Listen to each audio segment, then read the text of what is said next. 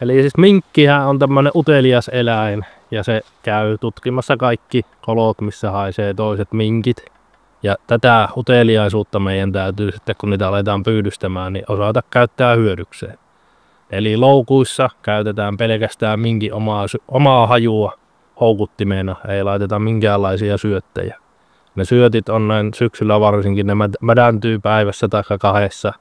Ja sitten kun ne alkaa haisee, niin siinä vaiheessa ne toimii paremminkin minkin karkottimena, eikä houkuta ollenkaan sinne loukkuun. Ja sitten kun sinne on kerran syötit mädäntynyt, niin se mädän haju tarttuu ja se pysyy siellä pitkään ja se loukku ei silloin minkkiä houkuta. Eli ne minkin loukut hajustetaan siis oikealla minkihajulla. Kun saadaan yksi minkki saaliiksi, niin sillä peräpäällä niitä hajurauhasia hangaten saadaan muihinkin loukkuihin se minkin haju ja saadaan loukut pyytämään.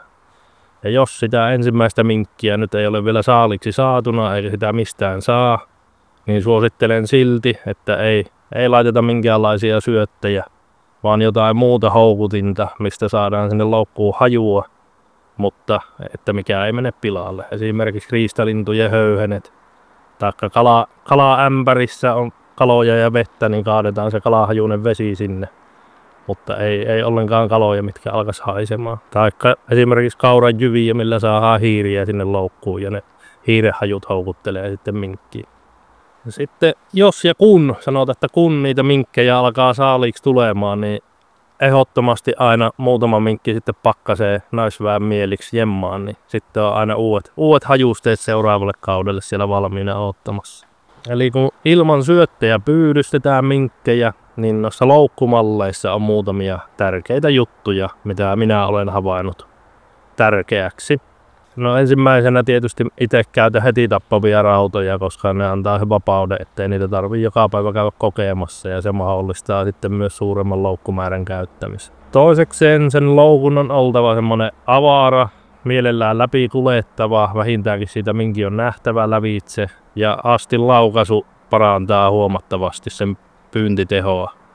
Ja tämmöiset perinteiset konipearotyyliset raudat, kun niissä ne laukaisuviikset roikkuu, mitkä minkki joutuu naamalla työntämään, niin se ei niihin pelkän hajun perusteella taho mennä.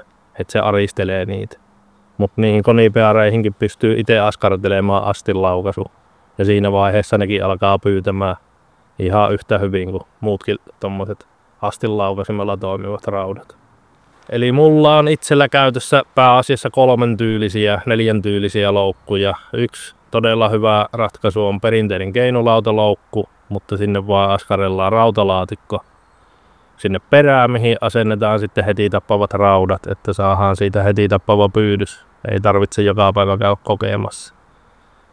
Ja siinä keinulautaloukussa, niin se keinulautaloukun juttu, se pyytävyyden hyvyys on mun mielestä siinä, että se suuaukko on semmoinen aika avara ja iso. Eli ei laiteta sinne mitään kulkuaukon rajoitinta, vaan mä oon itse tehnyt sinne loukun perää ennen kuin minkki menee rautoihin, niin sinne verkosta semmoisen rajoittimen, että ennen kuin se eläin on siellä raudoilla, niin siellä on se 8 sentin rajoiti, mistä se pääsee lävitse sitten sinne rautoihin. Ja se ehdottomasti verkosta, että se semmoinen avaruus ja läpinäkyvyys minkin silmin siinä loukussa säilyy. Toinen hyvä loukkumalli on ruotsalaisten kehittämä semmoinen ihjäl, molemmista päistä pyydettävä, astin laukaisimella toimiva. Ja sitten mulla on kolmantena on semmosia DOC 200 rautoja. Se on semmoinen sivulta iskevä, astin laukaisimella toimiva rauta. Niitä rautoja on muitakin samalla periaatteella toimivia ja ne varmasti toimii ihan yhtä hyvin, mutta mä oon itse tykästynyt näihin 3. Ja sitten 4. on muutamia noita konipeareita astin laukaisimella varustettuna. Ne on ollut semmoisia uusia virityksiä ja tuntuu toimiva ihan yhtä hyvin. Eli sitten kun loukku viedään pyyntiin, niin se tietysti laitetaan minkin luontaiselle kulkupaikalle. Eli vesistöjä rannoilla, itse pyyä aika kovilla rannoilla, niissä on helppo ennakoida se minkin liike, että se menee hyvin lähellä sitä vesirajaa. Ja kun mä laitan loukun, niin se on yleensä sillä lailla minkin silmin katsottuna, että se näkyy tosi selkeästi. Minkki on utelias, se menee kattoo mikä pönttö täällä on ja sit kun siellä on se minkin haju, niin se menee sinne sisään. Ja loukkuja voi viritellä ihan paljaan käsiin takahanskat kädessä. Mä en oo huomannut siinä mitään eroa, että ne hirveästi ihmisen hajuja aristelis. Että minkit hulkee ihmisten rannoissa lähes päivittäin, niin Ei tunnu oleva ero. Se on se tärkeä juttu, että siellä on se minkin haju. Silloin se sinne menee. Ja toinen tärkeä juttu loukun asentamisessa on se, että kun se laitetaan paikalleen, niin se on niin tukevasti siinä, että se ei heilu eikä kiiku eikä keiku silloin, kun se minkki menee. Että se ei saa yhtään antaa periksi. Silloin se menee sinne peremmään.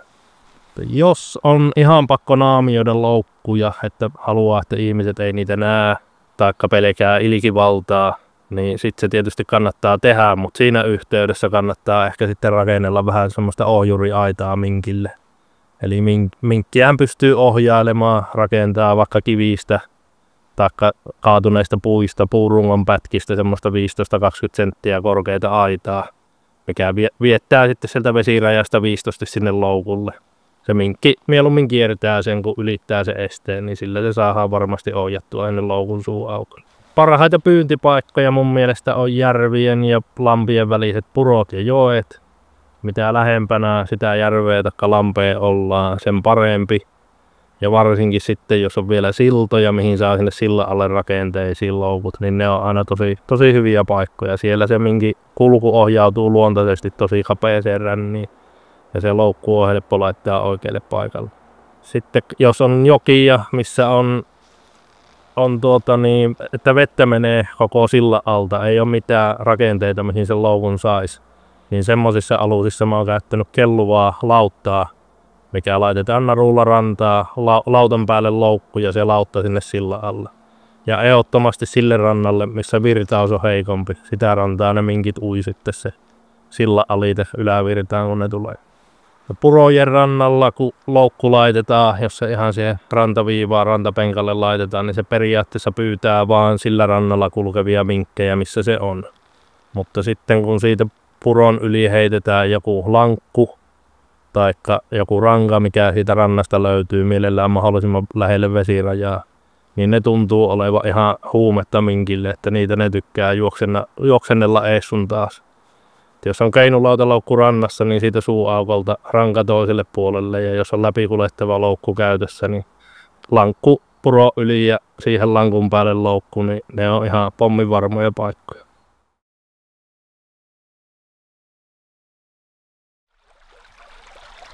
Yksi vinkki vielä kaikille, jos loukku on 2 viikkoa samalla paikalla eikä minkkiä löydy, niin vaihtakaa paikkaa. Siinä ei silloin ole minkkiä.